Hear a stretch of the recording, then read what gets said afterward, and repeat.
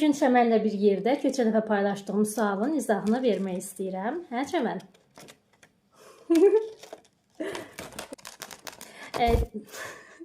YouTube'da ontogenezin mitoz və meyoz şəkillərinin tapılması ilə bağlı qrup üzvlərinə özəl bir video material var. Deyəsən 32 dəqiqə müddətindədir. Orada qısa yollarını danışmışam. Düzdür, 32 dəqiqə də qısa yollar az bir zaman deyil, amma nəysə belə bir videomuz var. İndi burada da qısa bir şəkildə həmin o sualın izahını vermək istəyirəm.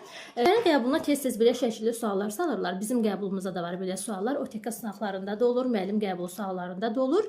Və burada sual belə idi ki, meyoz bölünmə zamanı diploidəsində 6 xromosom olan bir hüceyrənin şəkilləri verilmişdi və fazaları müəyyən etmək tələb olunurdu. Yadınızda saxlayın ki, qütbə çəkilmə prosesi varsa, baxın, birinci və üçüncü şəkildə qütbə çəkilmə prosesi var.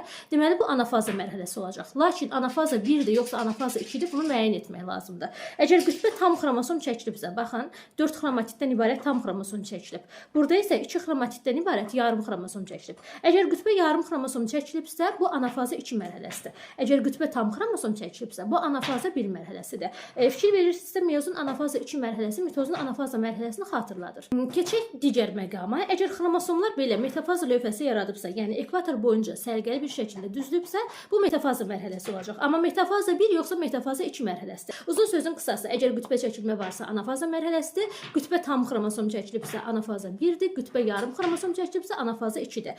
Ekvator boyunca düzülmə varsa bu metafazadır.